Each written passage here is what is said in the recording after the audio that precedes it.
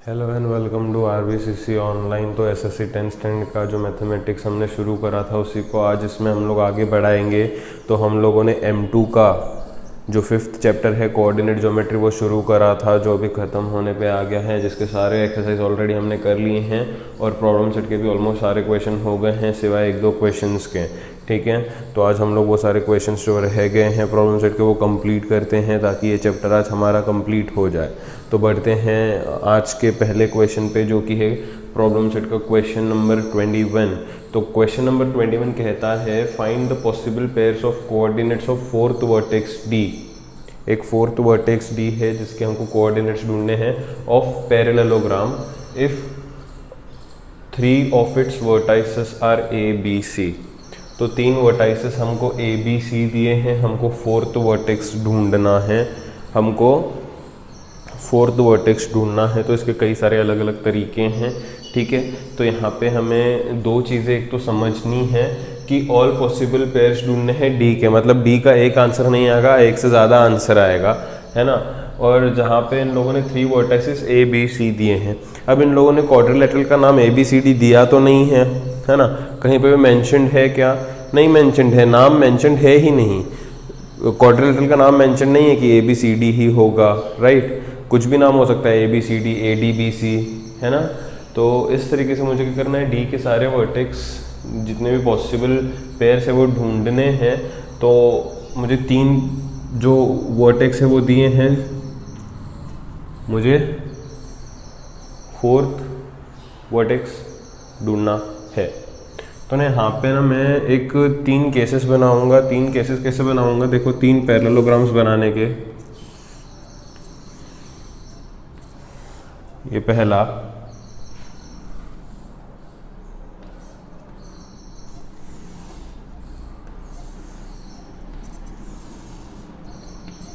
ये दूसरा,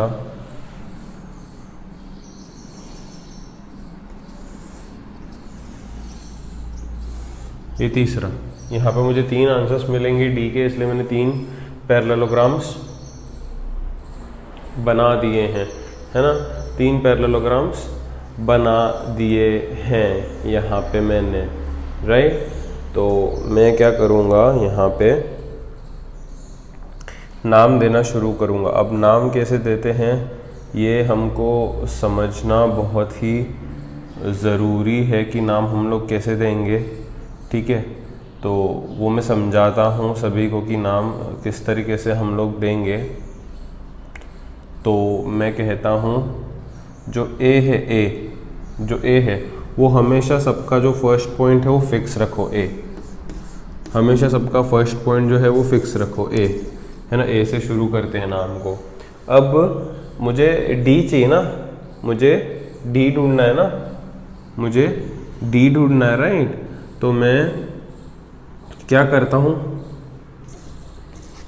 डी देना शुरू करता हूँ। एक बार डी ये पॉइंट पे देता हूँ, है ना, एक बार डी में ये पॉइंट पे देता हूँ, एक बार डी में ये पॉइंट पे देता हूँ, और बचा कौन सा, एक बार डी में ये पॉइंट पे देता हूँ, है ना।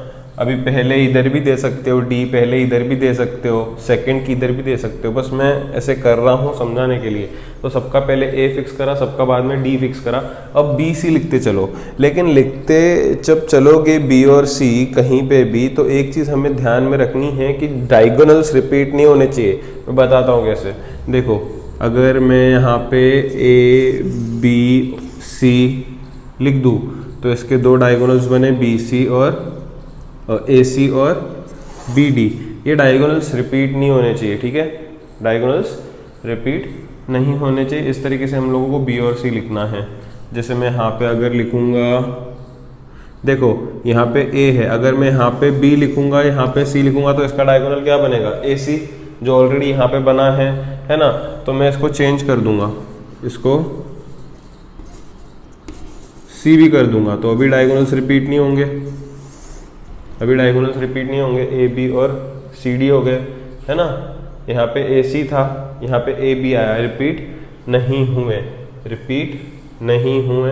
अब यहाँ पे कुछ और नाम दे देते हैं, ए बी है, डी है, सी है, तो इसके डायगोनल्स देखो क्या बनेंगे, ए डी बी सी, क्या बनेंगे ए डी बी सी। देखो ना यहाँ पे ए डी बना है क्या, कहीं पे नहीं बना है, तो इसके डायगोनल्स भी अलग बन गए यहाँ पे। ठीक है, अभी अगर तुम लोग फोर्थ केस बनाओगे और उसके डायगोनल्स बनाओगे तो हमेशा डायगोनल्स रिपीट करते हुए नजर आएंगे, इसलिए फोर्थ केस पॉसिबल नहीं होता है। और कोई भी नाम लेके आप पैरेललोग्राम बना लो तो उसके डायगोनल्स आप सभी को रिपीट होते हुए दिखेंगे। मुझे ऐसे फिगर्स चाहिए जिसमें डायगोनल्स रिपीट ना हो। देखो यहाँ पे ए सी है और कहीं पे भी ए सी नहीं आया है, यहाँ पे बी डी है और कहीं पे भी बी डी नहीं आया है। वैसे ही सेम इन दोनों में भी देखोगे तो सबका अलग अलग डायगोनल आया है। अगर फोर्थ डायग्राम ड्रॉ करोगे और उसके डायगोनल्स बनाओगे तो रिपीट होते हुए दिखेंगे।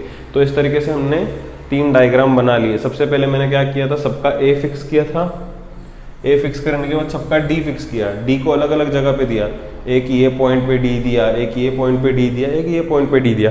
बाकी बी सी अपने हिसाब से एडजस्ट करो इस तरीके से कि डायगोनल्स रिपीट ना हो।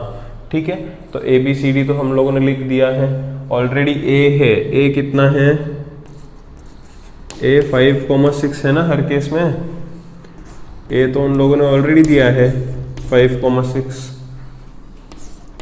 है कि नहीं। उसके बाद बी भी है, बी है 1,-2, बी है 1,-2, बी है 1,-2, बी है 1,-2, फिर सी है 3-2, सी भी है 3,-2, सी भी है 3,-2, सी भी है 3,-2। तो इस तरीके से मैंने ए ले लिया है, यहाँ पे बी ले लिया है और सी ले लिया है। मुझे ढूंढना है पॉइंट डी, मुझे यहाँ पे ढूंढना है पॉइंट डी, जो हम लोग आसानी से ढूंढ लेंगे। आई होप इतना तो सभी को समझा होगा, इसमें किसी को प्रॉब्लम नहीं होगा, है ना। सबसे पहले ए फिक्स करना है और फिर डी अलग अलग जगह पे दे देना है। ठीक है, डी अलग अलग जगह पे दे देना है।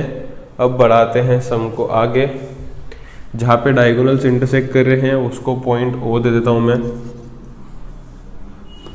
ठीक है, अब इसको अलग अलग तरीकों से एक्चुअली कर सकते हैं। एक कर सकते हैं कि अपोजिट साइड्स इक्वल होते हो तो अपोजिट डिस्टेंस इक्वल करके कर सकते हैं, एक तरीका वो है। दूसरा तरीका है कि diagonals intersect each other, diagonals bisect each other at point O, है ना। ये पैरेललोग्राम है, पैरेललोग्राम के डायगोनल्स जो है वो एक दूसरे को बाइसेक्ट करते हैं पॉइंट ओ पे, मतलब AC का मिड पॉइंट ओ हुआ, क्योंकि एक दूसरे को बाइसेक्ट कर रहे हैं मतलब कट कर रहे हैं। AC का मिड पॉइंट ओ हुआ, BD का मिड पॉइंट ओ हुआ, दोनों का मिड पॉइंट ओ हुआ, सेम मिड पॉइंट हुआ।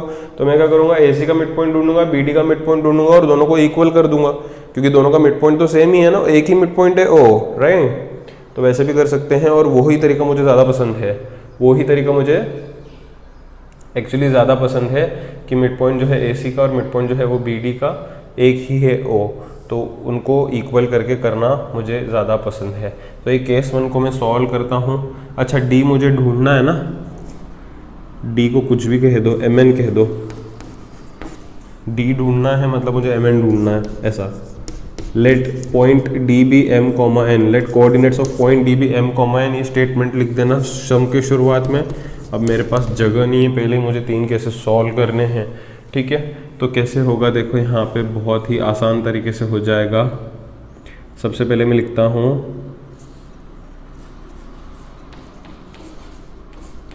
Mid point of AC।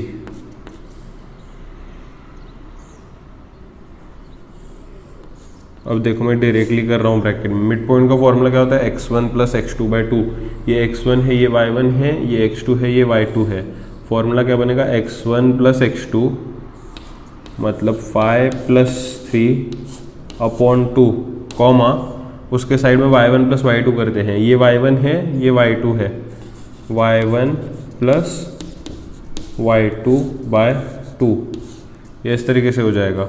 ठीक है, तो ये क्या हो जाएगा, 5 + 3 8, 8/2 4। थोड़ा डायरेक्ट करता हूँ, जगह नहीं मेरे पास। ये क्या होगा, 6 ± -, 6 - 2 4, 4/2 2।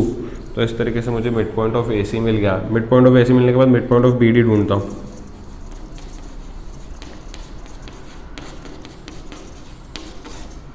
मिड पॉइंट ऑफ BD, देखो mid point of BD, mid point का फॉर्मूला क्या है, x1 प्लस x2/2। ये x1 y1 समझो, इसे x2 y2 समझो, तो x1 प्लस x2 मतलब 1 प्लस m, तो ये हो जाएगा 1 plus m/2।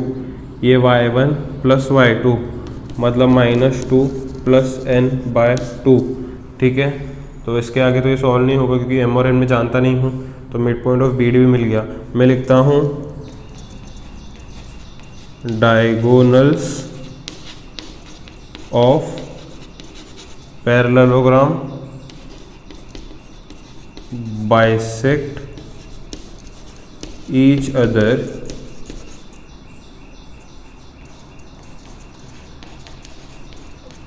Eight point O। Diagonals जो है वो पॉइंट O पे बाइसेक्ट करते हैं। इसका मतलब दोनों मिड पॉइंट्स, मतलब डायगोनल AC का जो मिड पॉइंट होगा वो भी O होगा, BD का जो मिड पॉइंट होगा वो भी O होगा, क्योंकि डायगोनल्स उधर ही बाइसेक्ट कर रहे हैं ना, और डायगोनल्स जहाँ पे बाइसेक्ट करते हैं वो तो मिड पॉइंट होता है दोनों का, तो दोनों का मिड पॉइंट एक ही है। समझ रहा है, दोनों का मिड पॉइंट एक क्यों है, क्योंकि डायगोनल्स बाइसेक्ट कर रहे हैं। बाइसेक्ट कर रहे हैं मतलब इक्वल पार्ट्स में कट कर रहे हैं। कहाँ पे कट हो रहे हैं, पॉइंट O पे, है ना, मतलब AC का पॉइंट O मिड पॉइंट हुआ और BD का भी मिड पॉइंट हुआ O, दोनों का मिड पॉइंट सेम हुआ। तो diagonals of parallelogram bisect each other at point O, therefore mid point of AC is equal to mid point of BD। Mid point of AC क्या है, 4,2। Mid point of BD क्या है, 1 plus m/2 -2 plus n/2। देखो mid point of AC लिखा जो मैंने ढूंढा था, मिड पॉइंट ऑफ BD लिखा जो मैंने लिखा था। अब क्या होता है ना, जब दो कोऑर्डिनेट्स इक्वल होते हैं एक दूसरे को, ये एक कोऑर्डिनेट का, ये एक पॉइंट का कोऑर्डिनेट है, ये भी वही पॉइंट का कोऑर्डिनेट है। जब दो कोऑर्डिनेट्स ऐसे इक्वल होते हैं ना, तो LHS और RHS को कंपेयर करने का, लिखने का यहाँ पे एक स्टेटमेंट सभी को, कंपेयरिंग LHS एंड RHS। क्या लिखने का, comparing LHS and RHS। LHS RHS compare करेंगे ना, तो इसका जो x है और इसका जो x है वो इक्वल होता है, और इसका जो y है और इसका जो y है वो इक्वल होता है हमेशा। तो ये क्या हो जाएगा, 4 = 1 plus m/2 and 2 = -2 plus n/2। ये इस तरीके से हो जाएगा, ये इस तरीके से यहाँ पे हो जाएगा। अब इसको सॉल्व करना है, इस 2 को ऊपर भेजोगे तो 2 4 8 हो जाएगा। ठीक है, यहाँ पे एक बॉक्स बनाता हूँ और वहाँ पे सॉल्व करते हैं, और कोई ऑप्शन नहीं है आपके पास। ठीक है, जब 2 ऊपर जाएगा 4 के पास तो 2 4 8 हो जाएगा, इक्वल्स टू 1 प्लस m। अगर 1 को इधर शिफ्ट करोगे तो माइनस हो जाएगा, तो 8 - 1 7 इक्वल्स टू m आ जाएगा। वैसे ही n के लिए सॉल्व करते हैं, 2 ऊपर जाएगा तो 2 2 4 हो जाएगा, इक्वल टू -2 प्लस n। -2 इधर आया तो प्लस होगा, 4 + 2 6 इक्वल टू n। तो m भी मिल गया, n भी मिल गया, इसका मतलब पॉइंट D मिल गया। D क्या था, m, n। m है 7, n है 6, तो ये मुझे मिल गया पॉइंट D केस 1 में। ऐसे बस मुझे और 2 बारी करना है, ऐसे बस मुझे और 2 बारी करना है, और कुछ भी नहीं है। ठीक है, तो केस 2 पे आते हैं। ये केस 2 है। केस 2 में फिर से मैं निकालता हूँ मिड पॉइंट ऑफ AB ना भी। आई होप समझा है सबको। दोनों डायगोनल्स का मिड पॉइंट निकालने का, इक्वल करने का। कोई भी पॉइंट अगर मिसिंग रहा ना पैरेललोग्राम का, तो ऐसे ही करते हैं। सबसे पहले mid point of AB, AB का मिड पॉइंट ये A है, ये B है। x1 + x2 क्या है, देखो ये x1 है, ये x2 है ना। 5 + 1/2 y1 प्लस y2 क्या है, देखो 6 प्लस माइनस 2/2, ठीक है। तो ये क्या हो जाएगा, 5 + 1 6, 6/2 3 हो जाएगा, ठीक है। ये 6 - 2 हो जाएगा ना, प्लस माइनस माइनस, 6 - 2 4, 4/2 2, तो ये 3, 2 आया। इसको हाल फिलहाल छोड़ दो, ए भी हो गया। अब DC मैं लिखता हूँ mid point of DC। D क्या है, MN, C क्या है 3 - 2, x1 y1 x2 y2, तो x1 + x2 क्या होगा, m + 3/2, y1 + y2 क्या होगा, n + -2/2, मतलब n - 2/2, ऐसा ही हुआ। अब लिखने का diagonals of parallelogram bisect each other at point O, क्योंकि डायगोनल्स O पे मिलते हैं तो AB का मिड पॉइंट O हुआ, DC का मिड पॉइंट O हुआ, तो दोनों इक्वल हुए ना मिड पॉइंट। तो मैं लिखता हूँ mid point of AB is equal to mid point of DC। ये ऐसा हो जाएगा, है ना, दोनों के मिड पॉइंट्स इक्वल कर देंगे। तो AB का मिड पॉइंट क्या है, 3, 2, DC का मिड पॉइंट क्या है, m + 3/2, n ± -2/2। मैंने क्या बोला, जब दो पॉइंट्स, दो कोऑर्डिनेट्स इक्वल होते हैं, कंपेयर करोगे तो फर्स्ट को इक्वल होगा, सेकंड को इक्वल होगा, x को, y को। तो लिखने का कंपेयरिंग LHS एंड RHS, पहला 3 इक्वल होगा m + 3/2 को, एंड 2 इक्वल होगा n - 2/2 को। तो जब 2 ऊपर जाएगा तो 3 2 जा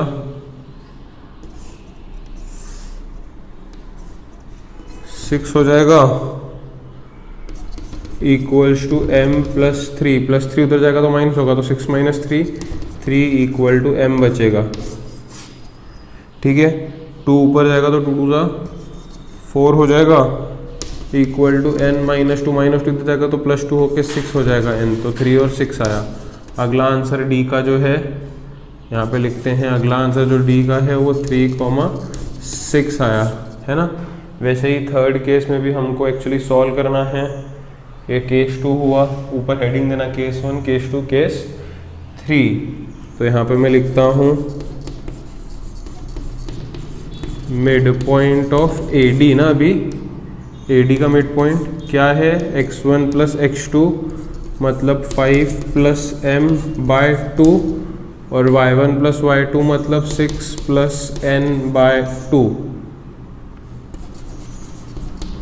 next is mid point of BC का मिड पॉइंट क्या होगा, x1 + x2, मतलब 1 + 3/2, y1 + y2 क्या होगा, -2 + -2/2, बराबर। तो ये क्या हो जाएगा पता है, 1 + 3 4, 4/2 2, ये -2 + -, तो -2 -2 -4, -4/2 -2 हो जाएगा। आया समझ में। तो अब लिखना diagonals bisect each other at point O, लिखना वो स्टेटमेंट। यहाँ पे मेरे पास जगह नहीं है, क्योंकि इधर भी नहीं कर सकता ना मैं, जगह कम है मेरे पास। तो उसके बाद स्टेटमेंट लिखने के बाद लिखना है mid point of AD is equal to mid point of BC। Mid point of AD क्या है, 5 + m/2, 6 + n/2, और इधर 2 - 2। कंपेयरिंग वाला स्टेटमेंट लिखना है यहाँ पे, फर्स्ट को सेकंड को इक्वल करने का। LHS RHS कंपेयर करते समय ये कोऑर्डिनेट्स हैं, ये x है, ये y है, ये x है, ये y है, तो x को इक्वल होगा ना, तो ये 5 + m/2 = 2 एंड 6 + n/2 = -2। 2 के पास जाएगा तो 5 + m = 2 to the 4 हो जाएगा। 5 जब उधर जाएगा तो m = 4 - 5 हो जाएगा, m = -1 हो जाएगा। वैसे ही सेम इधर ये 6 + n वैसे ही रखो, 2 ऊपर जाएगा तो -4 हो जाएगा, 6 उधर जाएगा तो -4 - 6 हो जाएगा -10। क्या आएगा? -10। तो ये बारी डी क्या मिला? -1, -10। तो इस तरीके से ये थर्ड केस भी हमने सॉल्व करा। आई होप सभी को समझा होगा किस तरीके से हमने किया है, डायग्राम किस तरीके से बनाया है। फटाफट से स्क्रीन पॉज करके नोट कर लो।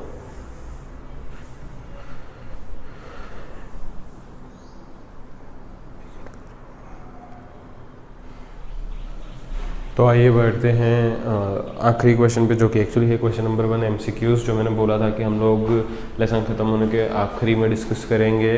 तो जैसे ही हमने सारे लेसन के क्वेश्चंस कर लिए हैं, हम सब जानते हैं, तो हम लोग फिर MCQs पे बढ़ते हैं और उन्हें हल करने की, उन्हें सॉल्व करने की कोशिश करते हैं। तो पहला कहता है segment AB is parallel to y axis and coordinates of A are 1, 3, then what are the coordinates of B, या then coordinates of B can be, इनमें से क्या हो सकता है भी।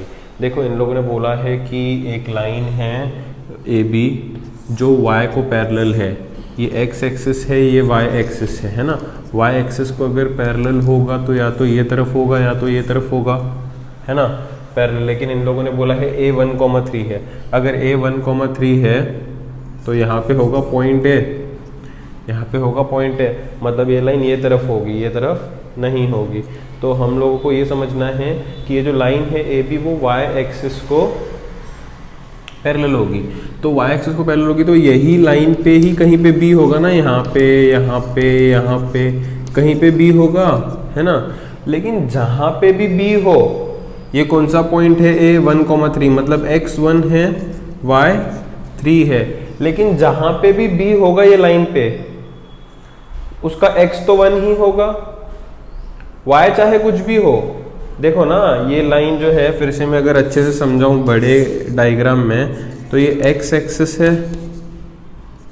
ये x एक्सिस है और ये y एक्सिस है। इन लोगों ने कहा है एक पॉइंट है AB जहाँ पे A है 1, 3, ये 1 है, ये 3 है, ये पॉइंट हुआ A, है ना।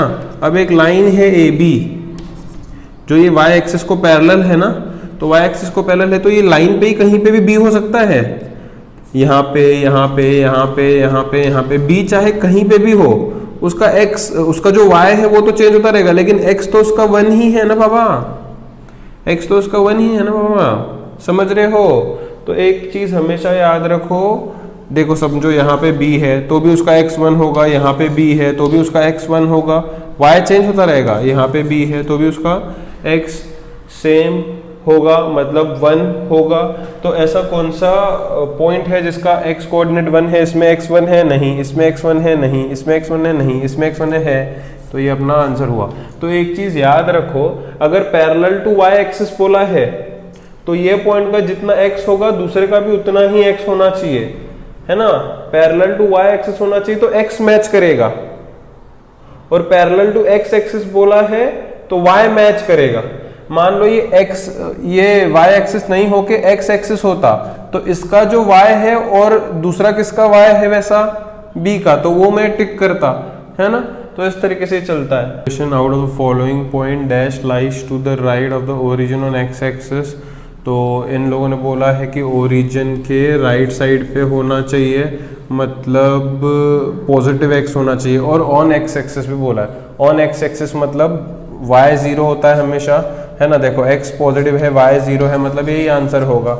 और कहीं पे भी यहाँ पे तो x पॉजिटिव है नहीं, तो ये तो कंसीडर भी नहीं करना है, क्योंकि right side on x axis बोला है, मतलब राइट साइड मतलब x पॉजिटिव होना चाहिए। यहाँ पे भी 0 है, कंसीडर नहीं करना है। यहाँ पे पॉजिटिव है लेकिन फिर y है, ऑन x एक्सिस बोला है, मतलब उसका y हमेशा 0 होना चाहिए, right. Distance of point from origin.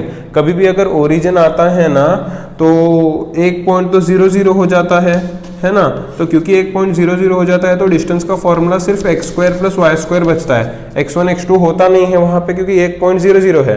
तो ये x है समझो, ये y है समझो।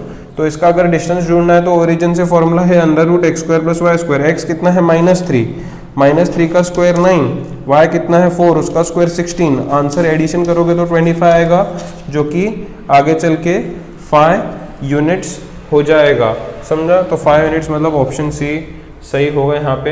A line makes an angle of 30 degree with positive x axis, तो स्लोप ऑफ लाइन इज। अगर थीटा दिया है तो स्लोप का फॉर्मूला क्या होता है, tan थीटा। tan 30 कितना होता है 1/√3। तो ये आ गया इसका आंसर। तो आई होप सबको सारे एमसीक्यू समझे होंगे। यहाँ पे अपना ये लेसन ख़त्म हुआ कोऑर्डिनेट ज्योमेट्री। आई होप सब इसका बढ़िया तरीके से प्रैक्टिस करोगे और एकदम थरली ये लेसन प्रिपेयर करके रखोगे, ठीक है। जो लेसन पढ़ाया जा रहा है वो उसी वक्त पे प्रिपेयर करोगे तो आगे चल के मैथ्स में प्रॉब्लम नहीं होगा, है ना। लास्ट में मैथ्स बिल्कुल भी तकलीफ नहीं देगा अगर एक एक चैप्टर अभी ही परफेक्ट करते चलोगे तो, है ना। जल्दी मिलते हैं कुछ नए लेसन से, तब तक के लिए गुड बाय, कीप प्रैक्टिसिंग, है ना, क्योंकि प्रैक्टिस मेक्स मैन परफेक्ट।